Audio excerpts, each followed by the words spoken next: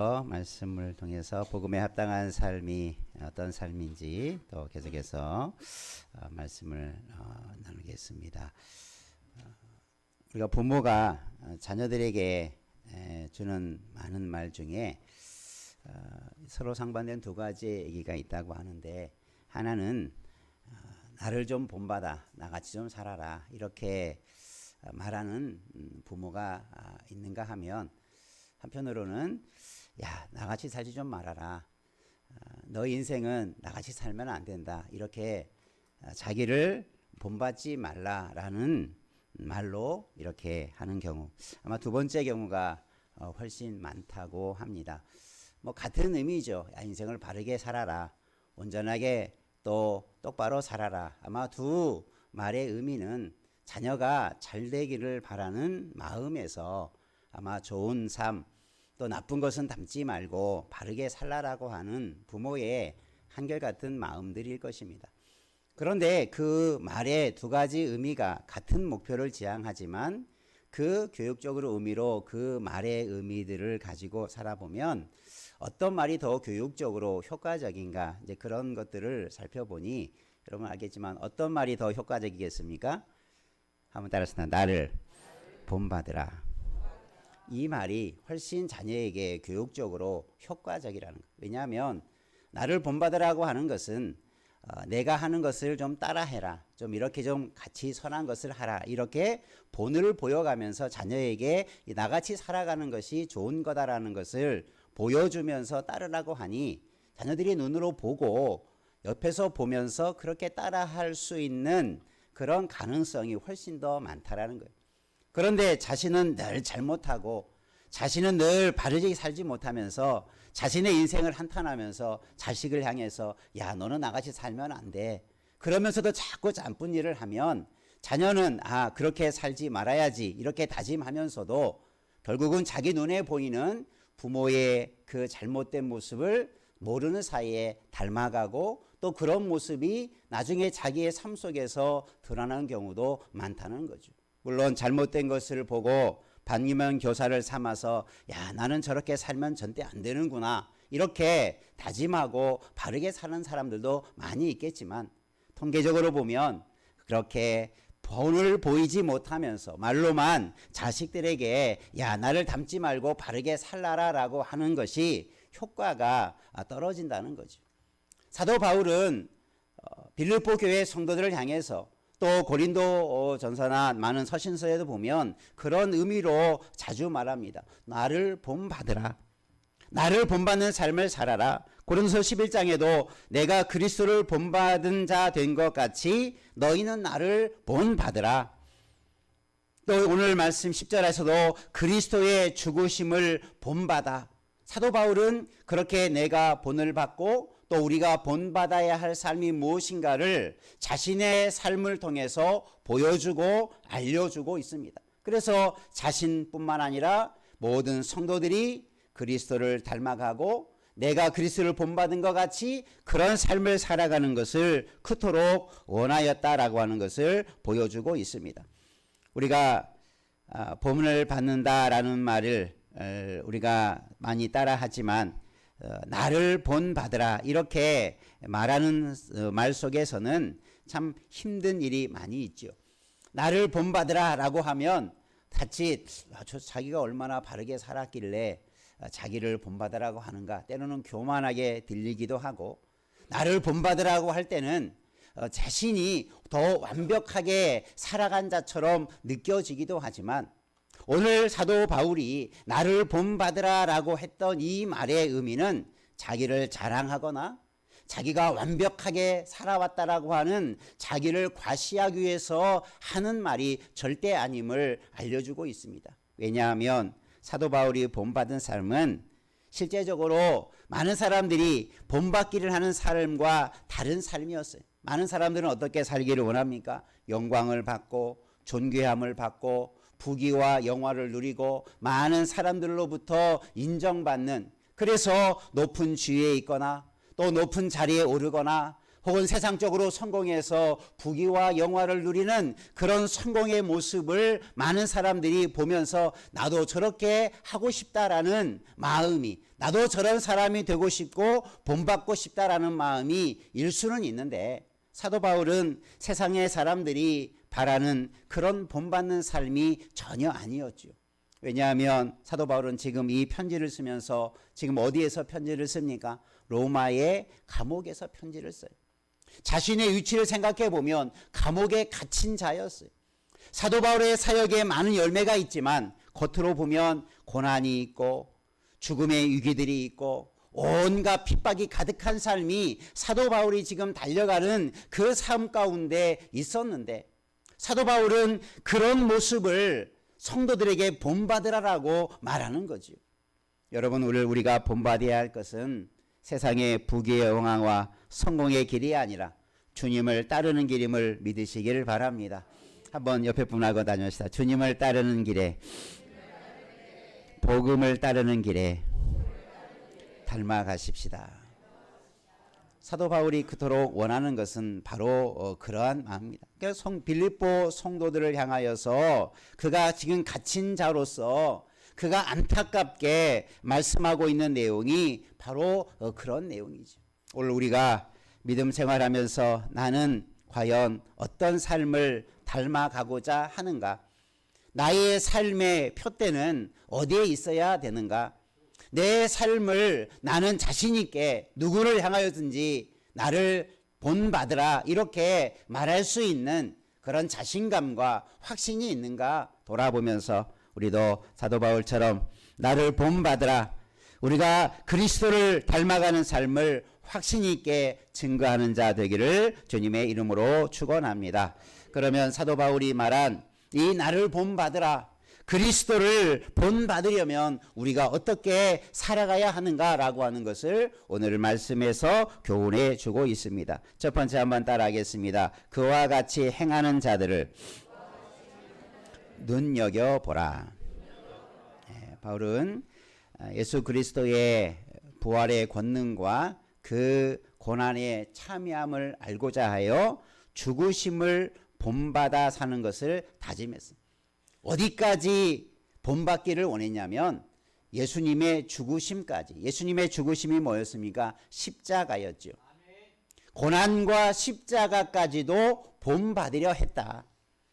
많은 사람들이 그런 길을 회피하죠. 예수님께서도 산상보훈에서 말씀합니다. 많은 사람들이 찾는 길은 넓은 길이요, 편안한 길이요.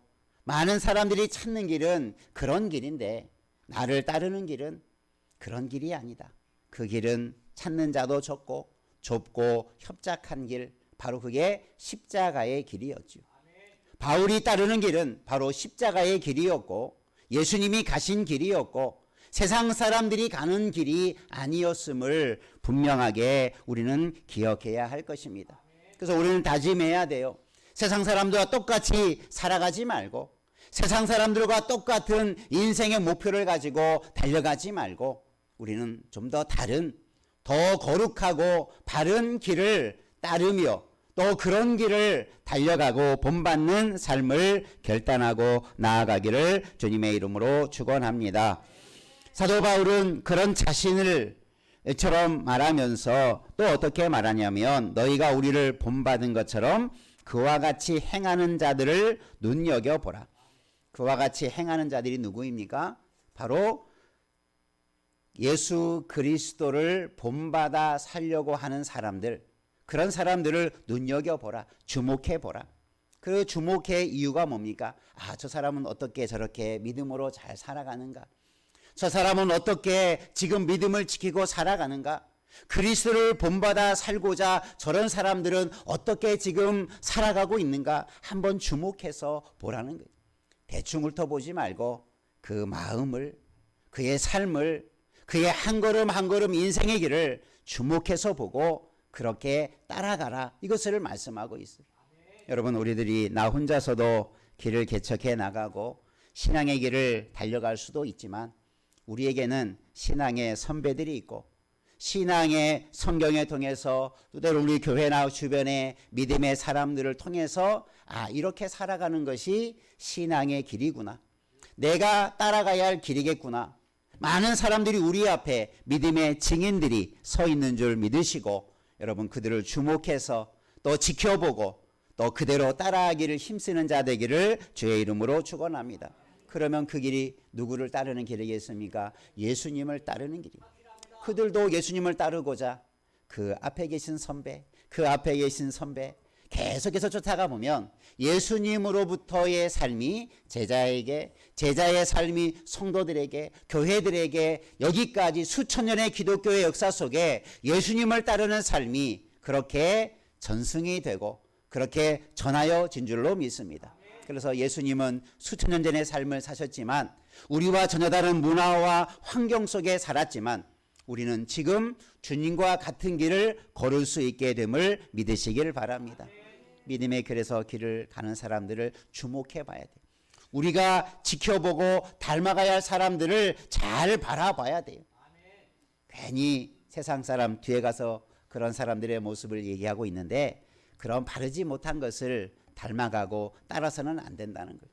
그래서 여러분 오늘 우리의 관심이 주님을 따르는 자, 내가 지금 그렇게 살지 못하는 부분이 다른 사람에게 있거들라. 여러분 욕심을 가지고 그런 열정을 가지고 나도 좀 저렇게 살고 싶다.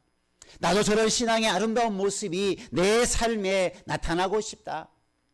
그래서 내 삶이 내 인생이 그렇게 주님과 닮은 삶으로 채워가고 싶다. 그런 열망들이 일어나기를 주님의 이름으로 축복합니다. 한번 옆에 분하고 다니시다. 주님을 닮고자 하는 열망을 가지십시다. 그렇죠? 좋은 것을 갖고자 하는 것, 닮고자 하는 것, 여러분 우리의 마음속에 끊임없이 일어나야 할 것입니다. 그러나 사도 바울은 경계하고 있는 것이 뭐냐면 그 길이 앞에서 잠깐 말씀드렸지만 많은 사람들이 다 좋은 길로 여기지 않는다는 거예요. 사람들은 그 길을 싫어해요. 그런 삶, 십자가의 삶, 주님을 따르는 사람을 달갑게 여기지 아니해요. 오늘 이 빌립보서의 말씀의 대상자들은 누구입니까? 지금 빌립보 교회와 성도들에게 주는 말씀이에요. 예수 믿지 않는 사람들이 아니라 주님을 믿고자 주 앞에 나와서 신앙생활하고 있는 자들이 그렇게 살아가야 된다라고 하고 그 대상은 곧 우리를 향한 권면의 말씀이기도 한 것입니다. 우리도 주님을 따르기를 다짐하고 그와 같은 자들을 눈여겨보며 주목하며 우리가 좋은 삶을 닮아가는 일에 힘써가기를 주님의 이름으로 축원합니다. 서론에서 부모가 자식들에게 나를 닮으라 라고 말하는 것은 그가 완벽한 삶을 살아서가 아니라 좋은 것을 내가 조금이라도 보여주고 좋은 것을 자녀들 앞에 이렇게 살아가는 것이 말로만이 아니라 삶 속에서 이렇게 살아가는 것이 어떤 것인가를 보여주는 거지. 여러분 의의 길을 걸어갈 때는 바른 길을 걸어갈 때는 늘 좋고 편안하고 비단길만 같은 것이 아니죠. 그 길에는 고난이 있고 힘든 것이 있는데 자식이 부모가 그 어려운 길임에도 믿음의 길을 그렇게 걸어가는 부모를 바라볼 때 우리 부모님은 참 힘든데도 어려움 속에서도 저렇게 그 길을 포기하지 않고 달려가는구나. 나를 본받으라고 하는 부모의 말이 있다면 내가 저렇게 살아가도록 부모님의 모습이 아마 평생 혹시 부모님이 돌아가신다 할지라도 그 부모님의 삶이 그 아이의 마음속에 분명히 각인되어 있었을 것입니다. 우리 부모님은 이렇게 살지 않았는데 나는 이 부모님을 따라 살아가야 되겠구나. 나도 그런 믿음의 길을 결코 놓치지 말아야 되겠구나. 평생 그 길이 그리스도를 따르는 길로 나아가도록 그렇게 이끌어주는 하나의 이정표가 될 줄로 믿습니다. 우리는 그런 삶을 살아가도록 힘써가야 돼요. 우리는 교회라고 하는 공동체 안에서 믿음 생활을 하고 있습니다. 우리 성도들 가운데 내가 본받아야 할, 내가 따라가야 할, 내가 아직 이루지 못한 참 본받아야 할 사람들의 모습이 많이 있을 것입니다. 누구 한 사람이 아니라 우리 각자에게 좋은 것들을 우리가 눈여겨보고 따라가고 우리가 닮아가고자 하는 아름다운 교회를 함께 이루어가기를 주님의 이름으로 축원합니다. 한번 몇 번 하고 다짐합시다. 우리 모두가 함께 좋은 것을 본받아 사십시다. 예, 그죠? 예. 나쁜 것은 쳐다보지도 말고 기억하지도 말고 머릿속에 다 잊어버리고 좋은 것만 기억하고 주목하고 따라할 수 있는 자 되기를 주님의 이름으로 축원합니다. 그런데 사도 바울은 그런 빌립보 교회 성도들을 향하여서 어떻게 말하냐면 17절에 뒤에 보면 18절 말씀에 보면 이제도 눈물을 흘리며 말한다. 왜 눈물을 흘리며 말합니까? 부모가 자녀가 잘 되는 것을 보면 기쁨으로 이야기하겠지만 자녀가 잘못 살면 부모가 자녀를 볼 때 참 안타까운 마음, 비통한 심정을 가지고 눈물을 흘리며 교훈하는 모습을 한번 생각해 보십시오. 사도 바울의 심정이 지금 그러해요. 지금 빌립보 교회 성도들이 들려지는 소식이 좋은 소식, 기쁜 소식, 참 서로에게 위로가 되는 소식이면 얼마나 좋겠습니까만 들려지는 소식이 정말 사도 바울이 눈물을 흘리며 안타까워 권면해야 할 만한 소식들이 들려지는 거예요. 많은 어려움 속에서 성도들이 그리스도의 삶을 따라하지 못하고 그 길을 포기하고 낙심하고 잘못된 길을 따르는 소식을 들을 때 사도 바울은 감옥에서 너무나 안타까워 눈물을 흘리며 지금 편지를 쓰고 있다는 거죠. 이 사도 바울의 마음을 여러분 헤아리는 자 되기를 바랍니다. 우리가 성도들에게 주님에게 눈물을 흘리게 하는 자 되지 않기를 주님의 이름으로 축원합니다. 그런 안타까움이 사도 바울의 마음속에 담겨져 있는 거죠. 저렇게 살아면 안 되는데, 저런 길을 따라가면 안 되는데, 너무나 애통한 심령을 가지고 지금 사도 바울은 성도를 사랑하는 마음으로 나를 따르라 이렇게 말하는 거예요. 그냥 나를 따르라 하는 게 아니라 정말 길을 잃어버린, 갈 길을 잃어버린, 본받아야 할 것을 바르게 알지 못하고 거짓된 것을 따라가는 자들을 향해서 나를 좀 본받으라. 나도 부족하지만 그래도 나는 그리스도를 닮아가고 그리스도를 따라왔던 삶을 살아왔는데 조금이라도 나를 좀 닮으라.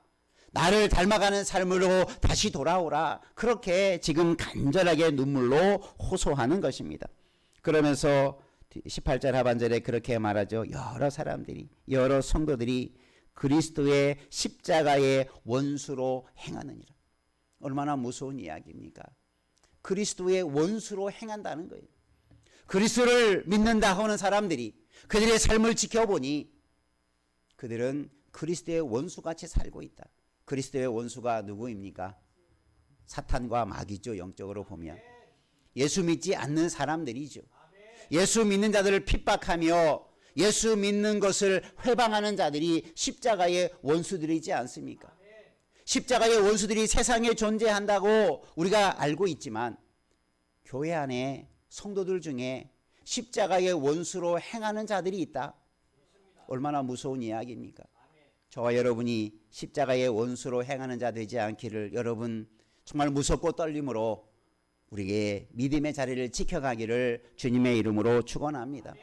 그래서 사도 바울은 눈물을 흘리지 않을 수밖에 없어요. 자기가 세웠던 교회, 그가 전도행을 통해서 처음 세웠던 이 빌립보 교회가 아름답게 성장하다가 이런 어려움을 겪게 되었는데 끝까지 그리스도를 본받아 살아가는 삶을 살아가야 되는데 지금 어떠한 연유인지 그리스도의 십자가의 원수같이 살고 있으니 얼마나 통탄한 일입니까? 예수 믿는 사람들이 예수님을 닮아가지 아니하고 마귀를 닮아간다고 생각해 보니 얼마나 통탄할 만한 일입니까? 다른 사람이 아니라 교회가 성도가 그렇게 살고 있으니 얼마나 안타까운 일이겠습니까? 여러분 교회를 위해서 기도할 때 여러분 우리 모든 성도들이 겉으로는 다 예수를 잘 믿는 것 같지만 우리 안에 누가 십자가의 원수와 같이 행하는 자가 있을 수 있는지 누가 알겠습니까? 그런 자가 생겨나지 않도록 그런 자리에서 속히 그리스도의 십자가에 동행하며 십자가의 사람으로 살아가도록 기도해 주며 우리가 먼저 십자가의 사람으로 살아가기를 힘써가는 우리 모두 되기를 주님의 이름으로 축원합니다. 그러면서 십자가의 원수로 행한다라고 말하면서 19절에는 네 가지로 그러면 십자가의 원수가 되어 사는 사람의 삶이 뭐냐? 그것을 말하고 있습니다. 한번 따라합시다. 십자가의 원수가 되어 살지 맙시다. 네, 그렇죠. 그래서 십자가의 원수와 같은 사람을 네 가지로 간단하게 소개하고 있어요. 그리스도인들 중에 누가 십자가의 원수 같은 삶을 살아가느냐. 아마 다들 생각하기는 나는 예수 믿는 사람이다 이렇게 생각하지, 나는 십자가를 붙들고 나가는 사람이다 이렇게 생각하지, 내가 십자가의 원수와 같이 산다 이렇게 생각하는 빌립보 교회 성도들은 한 사람도 없었을 것입니다.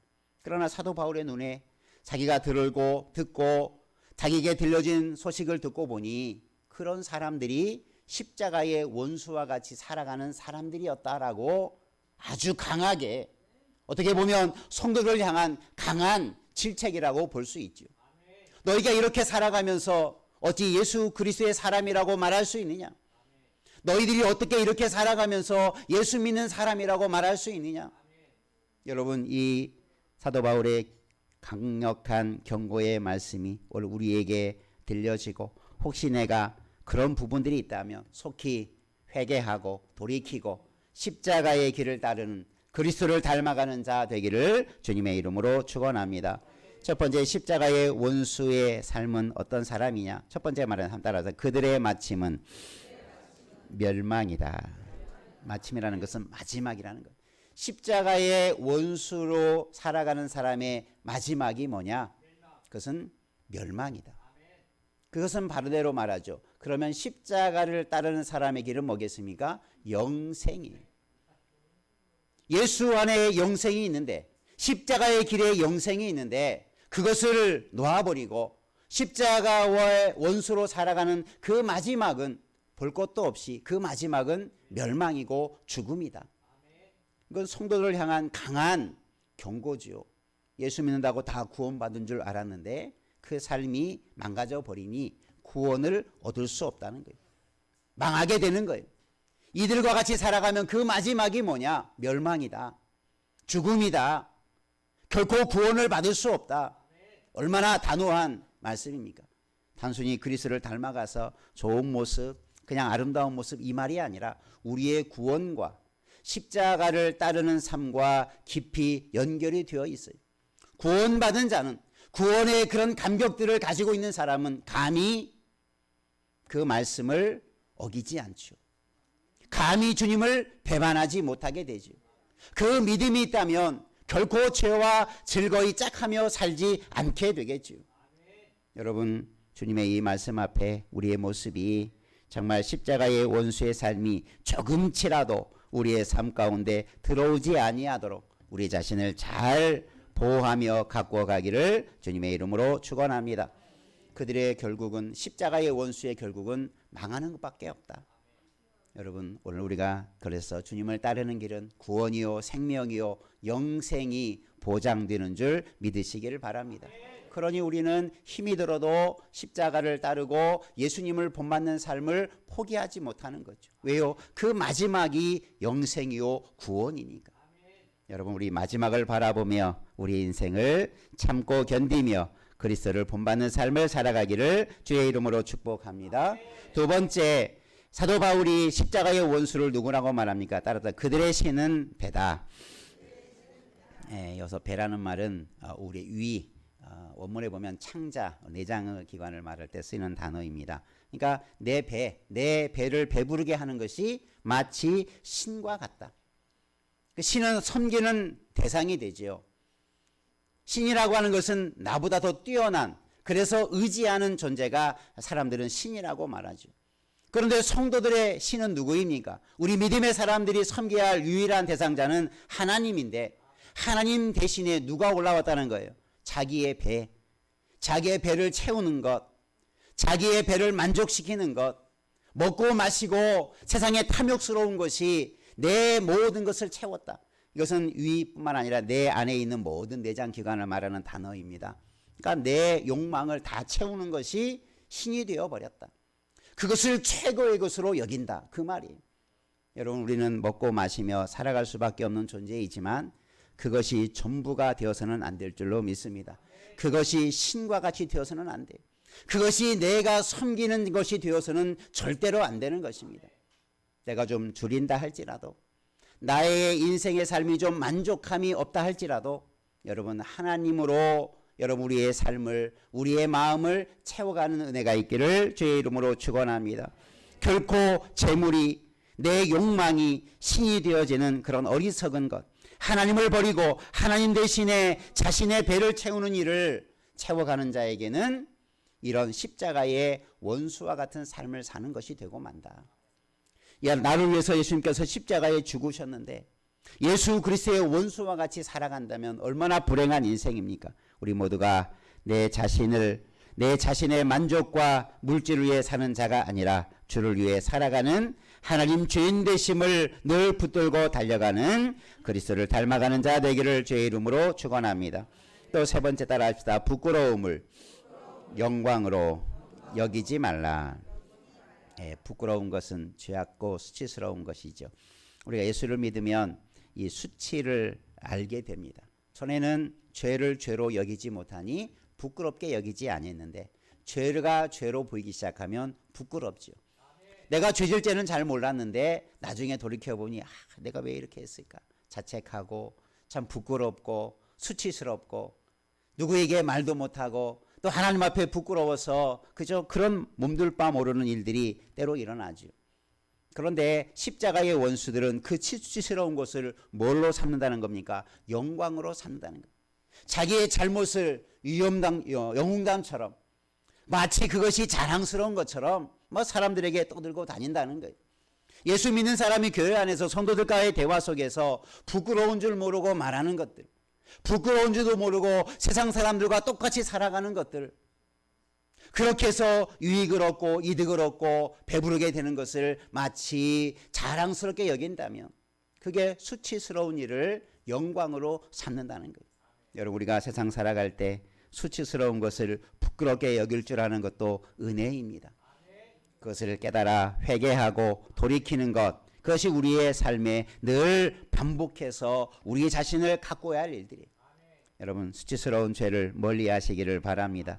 결코 그것을 자랑하거나 영광스럽게 여기는 어리석은 자 되지 않기를 바랍니다. 우리의 영광은 예수 그리스도를 닮아가는 삶이 영광스러운 삶이고 그것이 가장 아름다운 삶이 되는 거예요. 그것을 드러내며 살아가는 자 되기를 바랍니다. 마지막으로 한번 따라합시다. 땅의 일만 생각하는 자가 되지 말라.